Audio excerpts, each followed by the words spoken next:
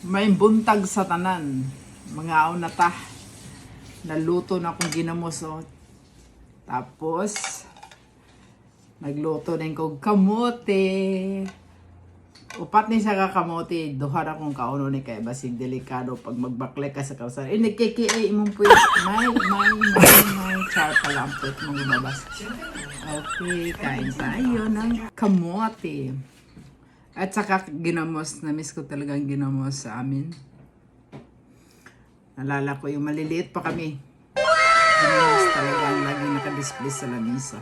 Kaya, sa lahat ng mabisaya dyan na mahilig sa ginamos at sa kamote, nandito na po ang ginamos at saka kamote. Abrihan na nato ni guys kaya medyo lamig gini siya mukha kaunon kaya na ginamos ba. Ngaon na ta sa inyong tanan. Sa usala na imong ginamos, imong kamote dia sa ginamos.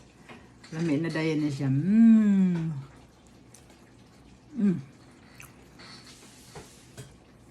Masarap talaga siya guys, kaya ginisa ko siya ng maigi.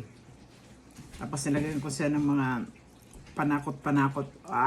Suwabe ang lasa. Tapos hindi siya maalat dahil hinugasan ko yung yung anchovy niya. Yung maliliit na dilis, hinugasan ko siya. Nito lang siya guys, oh. Pagkain na ni. Lina, ng subo. Sino may gusto? Kain na tayo.